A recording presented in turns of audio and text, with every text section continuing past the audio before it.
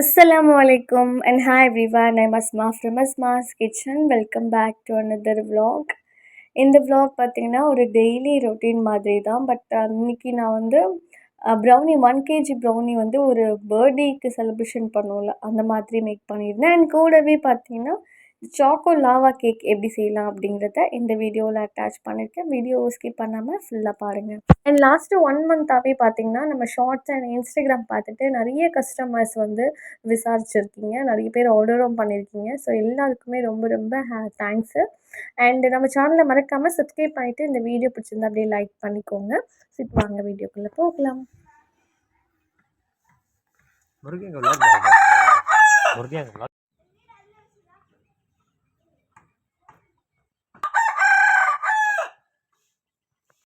Actually ஒரு evening போல் தான் இந்த வீடியோ வந்து ஷூட் பண்ண ஸ்டார்ட் பண்ணேன். ஒரு ஃப்ரைடே ஈவினிங் அப்படி தான் இருந்திருக்கும்.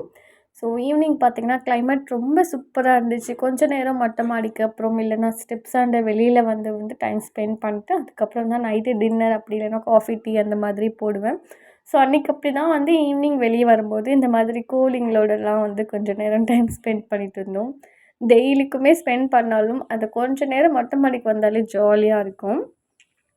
அந்த மாதிரி பார்த்துட்ருக்கும்போது தான் பேக் சைடில் பார்த்திங்கன்னா ஒரு சின்ன ஏரி மாதிரி இருக்கும். ஸோ அதுக்கு அந்த இடத்துல பார்த்திங்கன்னா அப்போ தான் நாங்கள் பயங்கர ஷாக் ஆகிடுச்சு. எப்போவுமே இங்கே வந்துக்கிட்டு போகும்னு சொல்லுவாங்க. பட் இவ்வளோ பக்கத்தில் வருது அப்படின்ட்டு கீரிப்புல்லை எங்களுக்கு தெரியவே தெரியாது. கரெக்டாக வீடியோ ஷூட் பண்ணிக்கிட்டு இருக்கேன். அன்றைக்கின்னு பார்த்து கீரிப்புல்லை வந்துட்டு போயிட்டு இருந்துச்சு. ஸோ இது இங்கே வந்து நிறைய வேலை பார்க்கும். இங்கே கோழிங்களை பிடிக்கிறது, ஏதாச்சும் அணிலுங்க பிடிச்சி சாப்பிட்றது, இதெல்லாமே இந்த வேலையெல்லாம் பார்த்துட்ருக்கோம். ஸோ பார்க்கவே கொஞ்சம் பயங்கரமாக தான் இருக்குது பாருங்கள். நல்லா பக்கத்தில் வரைக்கும் வந்துட்டு போகுது. ஸோ அன்றைக்கி அப்படி தான் வீடியோ ஷூட் பண்ணிகிட்டு இருக்கும்போதே கேமராவில் மாட்டிக்கிட்டு கரெக்டாக வந்து வீடியோ எடுக்கவும் வந்து முடிஞ்சது. ஸோ இந்த மாதிரி வந்து ஃபேமிலியோடு இருக்குது இது. இங்கே அவளோட குட்டிங்க எல்லாமே இருக்குது. ஸோ மொத்தமாக ஃபேமிலியோடு வெளியே வந்துட்டு நல்லா வந்து சாப்பிட்டுக்கிட்டு மறுபடியும் போயிடுவாங்க. ஸோ உங்கள் ப்ளீஸாண்டே இந்த மாதிரி கிளிப்புலலாம் பார்த்துருக்கீங்களா அப்படின்றத சொல்லுங்கள். அண்ட் இப்போ நம்ம வந்து சாக்கோ லாவா கேக் வந்து நான் சேல்ஸ் பண்ணிகிட்ருக்கேன் கொஞ்சம் நாளாக. ஸோ நல்ல ரெஸ்பான்ஸும் இருக்குது. ஸோ இது எப்படி செய்யலான்றதை பார்த்துலாம். ஃபஸ்ட்டு நம்ம வந்து சாக்லேட்டும் பட்டரும் மெல்ட் பண்ணிக்கலாம். ஒரு 80 கிராம் அளவுக்கு சாக்லேட் எடுத்துக்கோங்க. பட்டர் வந்து 50 கிராம் எடுத்துக்கோங்க. ஸோ ரெண்டுத்தையும் வந்து மைக்ரோவேவன் இல்லைனா ஓடிஜியில் வச்சு ஒரு 10 மினிட்ஸ் ஹீட் பண்ணி எடுத்துக்கோங்க. அப்படி இல்லைனா டபுள் பாயில் மெத்தட்லேயுமே நீங்கள் மெல்ட் பண்ணி எடுத்துக்கலாம். ஸோ இப்போ நான் வந்து அரௌண்ட் ஒரு 6 கப் கேக் வர மாதிரி மெஷர்மெண்ட்டு தான் காமிச்சிருக்கேன். பிகாஸ் பார்த்திங்கன்னா இது ஒரு செட்டு வந்து 6 மட்டும்தான் வரும். ஸோ அதனால் நான் வந்து உங்களுக்கு இதோட மெஷர்மெண்ட் 6 கப் கேக் வந்து நீங்கள் லாவா கப் கேக் பண்ணலாம். இதை விட அதிகமாக செய்யணும்னா நீங்கள் அப்படியே டபுளாக வந்து சேர்த்துக்கோங்க. ஸோ இப்போ இதில் நான் வந்து கொஞ்சம் கொஞ்சமாக மில்க் சேர்த்துக்கிறேன். மில்க் வந்து அரௌண்ட் ஒரு 1/4 கப் அளவுக்கு நமக்கு தேவைப்படும். ஸோ கொஞ்சம் கொஞ்சமாக வந்து சேர்த்துக்கணும். நம்ம இந்த பேட்டர் எந்த அளவுக்கு லூஸியான கன்சிஸ்டன்சியில் வைக்கிறோமோ ஸோ அந்தளவுக்கு உங்களுக்கு லாவா வரும். ஸோ இந்த வாட்டி நான் வந்து ரொம்ப லூஸியாக வேண்டாம், கொஞ்சம் டைட்டாகவே இருக்கணும்னு சொன்னதுனால கொஞ்சம் டைட்டாக வச்சுருக்கேன். நீங்கள் எந்த லூஸியாக வேணும்னா ஒரு எக்ஸ்ட்ரா ஒரு 10 கிராம் அதிகமாக வந்து சாக்லேட் யூஸ் பண்ணிக்கணும். இப்போ நான் இந்த ஸ்பூன் காமிச்சிருக்கேன்ல, இந்த டேபிள் ஸ்பூனில் தான் நான் வந்து அளந்து எடுத்திருக்கேன். 3 டீஸ்பூன் வந்து மைதா எடுத்துக்கோங்க. 2 டீஸ்பூன் வந்து கொக்கோ பவுடர் சேர்த்துக்கிறேன். ஸோ அவ்வளோதான். இந்த 2 மட்டும் தான் நம்ம இதில் சேர்க்க போகிறோம். கூடவே வந்து பேக்கிங் சோடா சேர்க்கக்கூடாது. ஜஸ்ட் பேக்கிங் பவுடர் வந்து கரெக்டாக ஒரு 1/2 டீஸ்பூன் சேர்த்துக்கோங்க. சேர்த்துட்டு ஒரு பிஞ்ச் உப்புலேருந்து சின்னதாக கொஞ்சம் சிட்டிகை சேர்த்துட்டு எடுத்துருங்க. இதை நமக்கும் கம்மியான பேட்டரில் செய்கிறதுனால ஒரு பிஞ்சும் அதிகமாகிடும். இப்போ கொஞ்சமாக உப்பு சேர்த்துட்டு நல்லா வந்து மிக்ஸ் கொடுத்துக்கலாம். இப்போ வந்து மைதா எவ்வளோ எடுத்துருக்கோமோ அதுலேருந்து 1 டீஸ்பூன் எக்ஸ்ட்ரா, அதாவது 3 டீஸ்பூன் மைதா எடுத்துக்கலாம். 4 டீஸ்பூன் வந்து சுகர் வந்து பவுடர் பண்ணி எடுத்துக்கோங்க. நல்லா பவுடர் பண்ணி எடுத்ததுக்கப்புறம் அதுவும் சேர்த்து மிக்ஸ் பண்ணி எடுத்துக்கலாம். ஸோ அவ்வளோதான். பேட்டர் பார்த்திங்கன்னா இந்த மாதிரி நல்லா சூப்பராக வந்து ரெடி ஆகிடுச்சு. ஸோ இதை நான் வந்து கப் கேக் மவுல்டு இல்லைனா இந்த மாதிரி use and throw cup cake எடுத்துக்கோங்க. ஸோ இதில் வந்து ஃபில் பண்ணிக்கலாம். ரொம்ப ஃபுல்லாக இல்லாமல் முக்கால் பதத்துக்கு சேர்த்துருக்கேன். ஸோ இது இப்படி தான் பேக் பண்ணி எடுக்கணும். சில பேர் வந்து லாவாவில் வந்து உள்ளே வந்து கோச்சு சாக்லேட் வந்து இன்சைட் பண்ணுவாங்க. பட் ரியலாகவே இந்த மாதிரி சாக்லேட்லேயே பண்ணும்போது பாதி குக் பண்ணி எடுத்த மாதிரி இருக்கும். கரெக்டாக வந்து 180 டிகிரியில் 15 மினிட்ஸ் கூட கிடையாது, 12 மினிட்ஸ் தான் நான் பேக் பண்ணி எடுத்தேன். என்னோடய ஓடிஜி டிஃப்ரெண்ட் ஓடிஜியோட டைமிங்ஸ் வந்து டிஃப்ரெண்ட் ஆகும். ஸோ மேலே வந்து பேக் ஆன மாதிரி இருக்கும். இப்போ நான் தொட்டேன் இல்லையா, தொடும்போது பேக் ஆன மாதிரி இருக்கும். பட் உள்ளே வந்து நல்லா சாக்கோ லாவா மாதிரி வரும். ஸோ சொன்ன மாதிரி நான் கொஞ்சம் திக்கா வச்சதுனால லாவா அதிகமா வரல. ஒரு வேளை நீங்க கொஞ்சம் லூஸியான கன்சிஸ்டன்சிலேயே சாக்லேட் வச்சிருந்தீங்கன்னா, உங்களுக்கு இன்னும் நெறைய வந்து சாக்லேட் மெல்ட் ஆகி வரும். ஸோ அத மட்டும் கொஞ்சம் பார்த்து நீங்க வந்து செஞ்சுக்கோங்க. சாக்கோ லாவா கேக்கோட இன்கிரீடியன்ட்லாம் நான் ஃபஸ்ட்டு கமெண்ட்ல குடுக்குறேன். ட்ரை பண்ணி பாருங்க. ட்ரை பண்ணிட்டு நல்லா வந்துச்சு அப்படிங்கிறத மறக்காம ஷேர் பண்ணிக்கோங்க. ஸோ ஈவினிங் போல பார்த்தீங்கன்னா, கிச்சன்ல பார்த்தாலே தெரியும். என்னடா இவ்ளோ திங்ஸ் இங்க இருக்குதே அப்படின்னு பார்ப்பீங்க. ஸோ அன்னைக்கு தான் வேலையெல்லாம் முடிஞ்சிருச்சுன்ட்டு மதியானம் சமைச்சுட்டு கொஞ்சம் நேரம் படுத்திருந்தேன். அப்போ பார்த்து சிஸ்டர்லாம் வந்திருந்தாங்க. என் நாத்தனார் வந்து அவங்க பையனுக்கு வந்து பர்த்டே ப்ரௌனி 1 கேஜி வந்து செய்யணும் அப்படின்ட்டு, இன்கிரீடியன்ட் எல்லாமே கொண்டு வந்து, சரி ஓகே செஞ்சு குடுத்துருங்க அப்படின்னு சொல்லியிருந்தாங்க. ஸோ அவங்களும் வந்து பார்த்துக்கிட்டே வந்து என்னெல்லாம் சேர்க்குறோம், எப்படிலாம் செய்றோம் அப்படிங்கிறத ஸோ அவங்க கூட நானும் அப்படியே வந்து பேசிக்கிட்டே வந்து சரி ஒரு வீடியோவும் எடுத்துடலாம் அப்படின்ட்டு செய்ய ஸ்டார்ட் பண்ணிட்டேன். 1 கேஜி ஆல்ரெடி செஞ்சு தான் இருக்கேன். பட் ஒரே டின்ல செய்றது நல்லா இருந்திருக்கும். பட் என்கிட்ட 1 கேஜி அளவுக்கு செய்ற டின் வந்து ஒட்டையா பேக் பண்ண எடுக்க முடியாது. ஹாஃப் கேஜியா தனித்தனியா தான் பேக் பண்ணி எடுக்கிற மாரி டின் இருக்கு.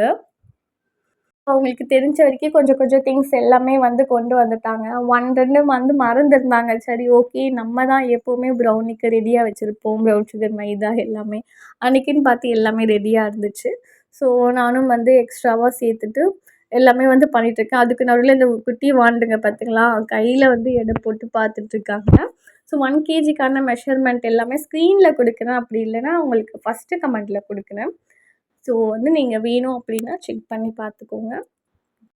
ஸோ 1, 2 விஷயங்கள் நம்ம வந்து வீடியோல பேசிக்கிட்டே வந்து ஸ்டார்ட் பண்ணலாம் அப்படின்னு நெனைக்கிறேன். உங்ககிட்டயும் நெறைய விஷயங்கள் ஷேர் பண்ணியிருப்பேன் அப்படியே. ஸோ இப்போலாம் நெறைய பேர் வந்து மெசேஜ் பண்றீங்க. ஹோம் பேக்கர்ஸு அப்படின்ட்டு எனக்கு தெரியவே மாட்டேங்குது. ஜஸ்ட்டு வந்து ப்ரைஸ் மட்டும் கேட்டுக்கிறீங்க. அதுக்கப்புறம் பார்த்தீங்கன்னா, அது ஹோம் பேக்கர்ஸா தான் இருக்கு. ஜஸ்ட் நம்ம என்ன சேல்ஸ்க்கு சேல்ஸ் பண்றோம், என்ன ப்ரைஸ்க்கு அப்படின்ட்டு விசாரிச்சுட்டு அதுக்கப்புறம் அப்படியே அமைதியாயிடுறாங்க. ஸோ நெறைய ஹோம் பேக்கர்ஸ் அப்படி தான் பண்றாங்க. அவங்க ஈஸியாவே வந்து நாங்க ஹோம் பேக்கர்ஸ் தான். நான் இவ்வளோ சேல்ஸ் பண்றேன். நீங்க எவ்வளோ சேல்ஸ்க்கு பண்றீங்க? உங்களுக்கு சேல்ஸ் ஆகுதா? அப்படின்ட்டு கேஷுவலா கேட்க மாட்டேங்கிறாங்க. ஏதோ கஸ்டமர் மாதிரி தான் வந்து இந்த மாதிரி கேட்குறாங்க. எல்லாருக்குமே இந்த ஹோம் பேக்கர்ஸ்க்கெல்லாம் வர இந்த பிரச்சனை போல இது. எனக்குமே இந்த வாட்டி அப்படிதான். ஸோ நெறைய பேர் மெசேஜ் பண்ணாம டைரக்ட்டாவே கால் பண்ணிடுறாங்க. கால் பண்ணிட்டு அதுக்கப்புறம் வந்து எவ்வளோ என்ன ஏதுன்ட்டு கேட்டுக்கிறாங்க. பட் சில பேர் வந்து ரொம்ப கைண்டா வந்து வந்து சொல்றாங்க. நம்ம ஹோம் பேக்கர்ஸ் தான். அப்புறம் நாங்க இவ்வளோ சேல்ஸ் பண்றோம் அப்படின்ட்டு. பட் வந்து இந்த மாரி டிஃப்ரெண்ட்டா வந்து கண்டுபிடிக்கவே மாட்டேங்குது. எது கஸ்டமரு எல்லாருமே வந்து கஸ்டமரா இல்ல ஹோம் பேக்கர்ஸான்னு தெரியாம. லாஸ்ட் டைம் அப்படிதான் எனக்கு வந்து இன்ஸ்டாகிராம்லேருந்து பார்த்துட்டு மெசேஜ் பண்ணியிருந்தாங்க. லாஸ்ட் வரைக்கும் ட்ரீம் கேக் வேணும், வேணும் எடுத்து வைங்க, எடுத்து வைங்கன்னு சொல்லிட்டு, நல்ல வேளை கிளம்புறதுக்கு முன்னாடியே அவங்களுடைய அந்த என்ன சொல்றது பிஹேவியர் எனக்கு புரிஞ்சிருச்சு. இல்லன்னா அவங்களுக்காகவே ஒரு ட்ரீம் கேக் எடுத்துட்டு நாங்க இங்கேருந்து அம்பத்தூர் வரைக்கும் போயிருந்திருப்போம். தெரிஞ்சதுனால போகல. சரி ஹஸ்பண்ட் சொன்னாங்க, "வேண்டாம் இவங்க ஏமாத்துற மாரி தான் தெரியுது" அப்படின்ட்டு. ஸோ அதனால போகவே இல்ல. கேஷ் ஆன் டெலிவரி வேற கேட்குறாங்க. ஸோ ஹோம் பேக்கர்ஸ்க்கெல்லாமே எப்படி நம்ம வந்து இந்த மாரிலாம் பிரச்சனைய சால்வ் பண்ணுறதுன்னே தெரியல. அண்ட் ஆல்சோ நம்ம வந்து ஏதாச்சும் ஷார்ட்ஸ் போடும்போது கிளியரா மென்ஷன் பண்ணுற மாதிரி கூட இருக்கு. ஸோ புதுசா வந்து பார்த்துட்டு வரீங்க அப்படின்னா, நம்ம வந்து ஃபர்ஸ்ட் டைம் ஃபர்ஸ்ட் கஸ்டமருக்கு வந்து ஃப்ரீ டெலிவரி தான் குடுத்துட்ருக்கோம். அதே மாதிரி ஃப்ரீ ஷிப்பிங் கொரியர் சார்ஜ் கூட ஃப்ரீயா தான் வந்து குடுத்துட்ருக்கோம். இதுவே செகண்ட் டைம் பண்ணுறீங்க அப்படின்னா, கண்டிப்பா டெலிவரி சார்ஜ், கொரியர் சார்ஜ் கூட வாங்கிட்டுருக்கோம். அண்ட் லான்ச்சிங் ஆஃபர் மட்டும் அப்படின்னா, லான்ச்சிங்னா அது 1 வீக் வரைக்கும் தான் இருக்கும். ஸோ அதில நான் வந்து அதுவும் மென்ஷன் பண்ணணும் போல, என்ன டேட்குள்ளே இந்த ஆஃபர் முடியுன்ட்டு. ஆஃபர்லாம் முடிஞ்சதுக்கப்புறம் நீங்க 120 தானே சொன்னீங்க அப்படின்ட்டு நெறைய கஸ்டமர் கேட்குறீங்க. லான்ச்சிங் ஆஃபர் கிட்டத்தட்ட 1 வீக் தான் இருக்கும். இது ரொம்ப ஜென்ரலான ஒரு விஷயம் தான். ஸோ அதுக்கப்புறம் இருக்காது இல்லையா? ஸோ அது எப்படி நமக்கு கட்டுப்படி ஆகும்? அதனால ஸோ சாக்லேட்டோட ரேட் எல்லாமும் அதிகமா தான் இருக்கு. ஸோ நம்ம வந்து என்ன சொல்றது? கொஞ்சமாச்சும் கொஞ்சம் ப்ராஃபிட் கிடைக்கணும் அப்படின்னா, கொஞ்சம் ப்ரைஸ் ஏத்தி வைக்கிற மாரி தான் இருக்கும். ஸோ உங்க எல்லாருக்கும் அண்டர்ஸ்டாண்ட் ஆகும்னு நெனைக்கிறேன். ஒரு வழியா பேசிக்கிட்டே வந்து அதாவது பேக் பண்ணதுக்கு ரெடியா இருக்கு. ப்ரீஹீட் பண்ணி வச்சிருக்கிறேன் அவன. ஸோ அன்னைக்கு லேசாக கொஞ்சமாக வந்து சொதப்பல் தான் ஆயிடுச்சு எனக்கு. என்னான்னே தெரியல. எப்பவுமே நான் பேக் பண்ணி எடுப்பேன். இந்த மாதிரி நடந்ததே இல்ல. ரொம்ப ரேராக தான் ஏதாச்சும் ஹோம் பேக்கர்ஸ்க்கு சொதப்பும். அன்னைக்கு அப்படிதான் கொஞ்சமா எனக்கு வந்து இந்த ப்ரௌனி வந்து கொஞ்சம் பேக் ஆகாத மாரி இருந்துச்சு உள்ள. மேலெல்லாம் வந்து நல்லா பேக் ஆகி வந்திருக்கு. ஒரு சில இடத்துல பீசஸ் போடவே முடியல. ரொம்ப வந்து மெல்ட் ஆன மாதிரி தான் இருந்துச்சு. என்ன மிஸ்டேக்குன்னு தெரியல. பட் வந்து ஓகே, மத்ததெல்லாம் பெர்ஃபெக்ட்டா தான் இருந்துச்சு. ஸோ, அதனால மேல வந்து சாக்லேட், அப்புறம் மில்க் சாக்லேட், டார்க் சாக்லேட் 2மே மிக்ஸ் பண்ணி கனாஷ் பண்ணி வச்சிருந்தேன். நம்ம வந்து மேல டெக்கரேஷன் பண்ணிடலாம் அப்படின்ட்டு.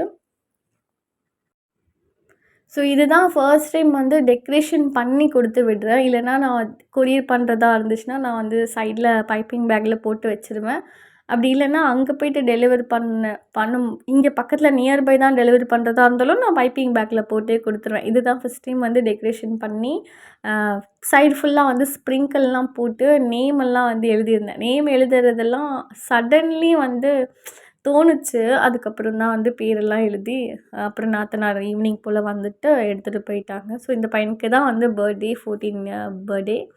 ஸோ, சூப்பராகவே வந்து பேக் பண்ணி எடுத்தாச்சு. அன்றைக்கி டே இந்த மாதிரி தான் ரொம்ப ரொம்ப சூப்பராக போச்சு.